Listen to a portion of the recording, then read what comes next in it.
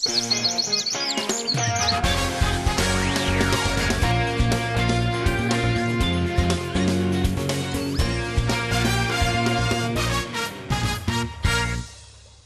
tweede dag van de Frisian Solar Challenge brengt de Sinneboten van Snits naar Starem.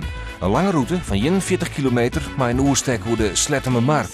De start is bij de Wetterpoort.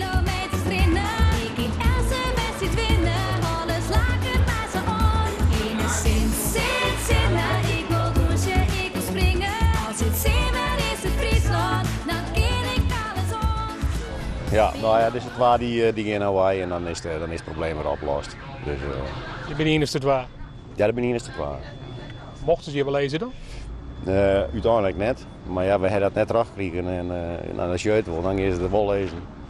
En vorig hier, of 2 jaar waarom, hebben ze dat wel keurig uitzetten en nou net.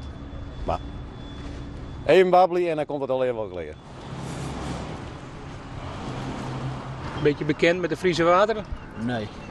Niet bepaald. We komen uit Vlissingen, dat is echt de andere kant van de wereld. De Schelde staat hier niet op. Nee, helaas. Alleen maar erger, hè? Ja. Ze dreigen hier. Ik zag plakbaar op een boord. Ja. Lekker? Wij prepareren voor het Slettermar. Waarom?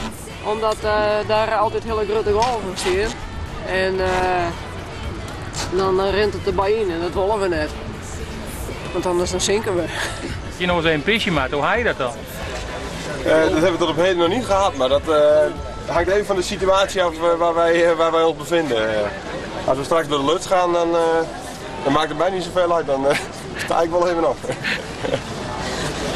Hoosbakjes. Hoosbakjes hoeft mij nemen, maar die ga ik nog vergeten. Dus ik heb een probleem dat ik zit nou al te denken van hoe moet dat nou maar de komt hoe de Roon of zo. Dat ga ik wel zien in zielwedstrijden.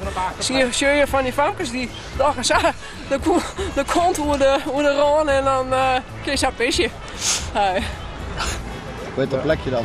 Ossingerhuizen. Jezus Christus. Waarom vloek je nu? Ja, is het geen zeldzaam naampje? Dat is echt... Nooit van die plaatsen gehoord.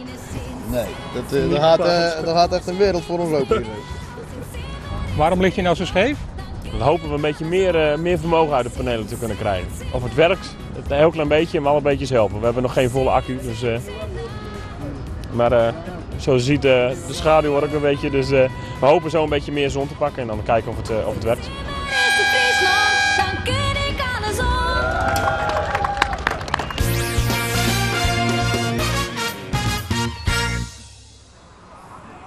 De tweede etappe van de Solar Challenge begint in Snits. En ik gaat dan naar Sleert oer 41 kilometer. En die koperen ploert, die stiert de bron. En dat is goed voor de zonnecellen. En ja, dan moet je even smarren. Want wat je het weten, dan ga je een reden hollen. En dat zeg ik deze meesken. Althans, de start daar is van de 2 kopridders. De Growing Energy en de man van de TU Delft. Hier nog op tweede plak, maar dat zal heel rap oors worden. Want die had er een gang in. En de inwoners van wat zijn, die wacht je dan op de terugkomst. En Jan Kooistra die zei het onderkant schip, want daar komt de eerste al aan. En met 12 minuten voorsprong komt dit schip dan al terug wat zijn. En daar binnen al de jongens van de TU Delft. En die kunnen we eigenlijk wel nog wel bestempelen als de winnaar. En ze gingen echt achter een speer oer de Slettermar heen op wij naar Sleert. Hij gaat dit schip met een gemak voorbij en dat hij juist er absoluut net kan. Ze was zo mooi glad dat Slettermar erbij leidt. En ook de Go-Rings Energy, die had Sleert Loondien en dan is er maar wat grutskop. Dat vind ik voor promotie voor kleine stad Sloten. Of niet dan? Vind ik. Ik vind het prachtig als ze hier terugkomen. Ja, het valt me niks uit. Omdat ze vermoord zijn, ze gaan door de luchtstrek niet balk. Nou, ik denk dat je mij er helemaal niks van, maar dan gaan er de Lietse brengen. Helemaal slecht. Of grandioos. Grandioos. En hij Sleert krijgen balk.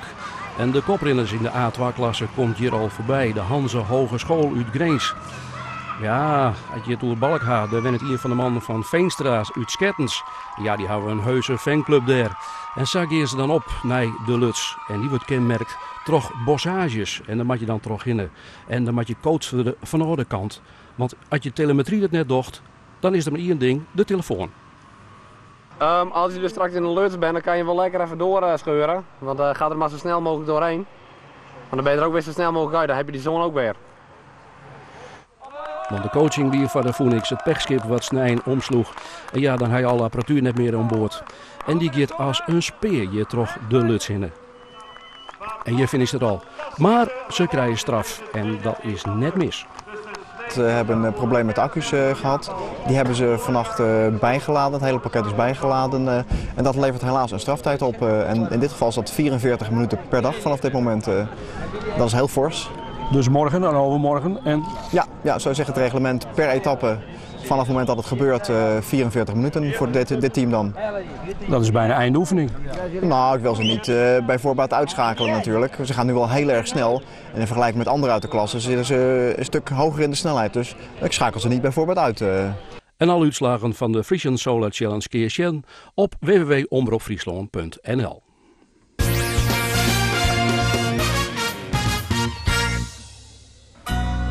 40 teams doorgemaaid aan de Solar Challenge. En daar zitten altijd teams bij, ja, die ben wat dwers.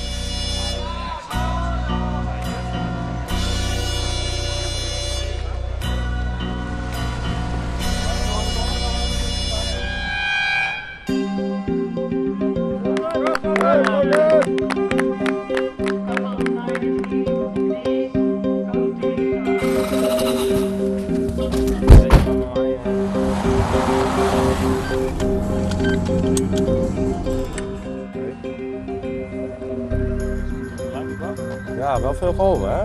Dat zien we hier ook al. Die polen die hapt af en toe al water. Maar je hebt... Oké. Ja. 30 ampère. Oké, daar komt hij door.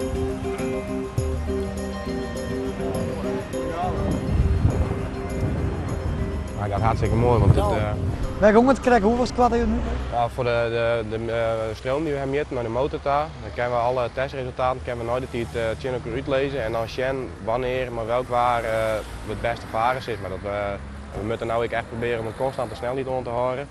En dat hebben we krijgen even in de lijn dat we dat gefocust zijn van we moeten gewoon constant terugvaren en dan moet het alweer goed komen.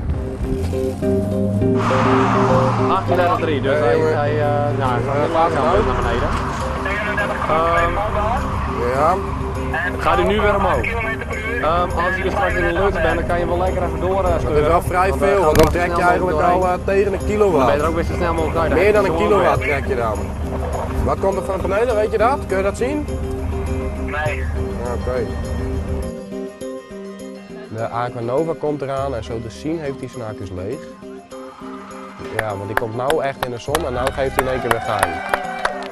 Ja, dat wordt even tricky, hè, dat laatste stuk. Dan moeten we eigenlijk, ja, het breekt nou wel weer open. Laat dit maar aanhouden. Hey, Willem. Nou, in die bus. Net zaten we 13 minuten achter de Aquanova en nu 7. Op die kant hebben we wel een probleem met de accu's gehad. Die hebben ze vannacht bijgeladen, het hele pakket.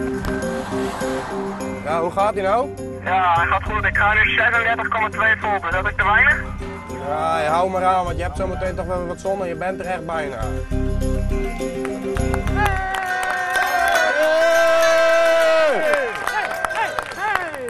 Wat een geil, man. Dit was een hartstikke mooi moment. Vooral omdat we juist natuurlijk met pech kwam. En nou gaat het gewoon echt perfect. Het is eigenlijk boven verwachting doen. Dat is echt een hele mooie prestatie, om het zo maar eens te zeggen. Hey, uiteraard, gefeliciteerd. Supergoed. Dit is mooi. Maar het wie net genoeg voor de winst. De ploeg was tweede, op 2 seconden afstand van de nummer 1, de Hanse Hogeschool.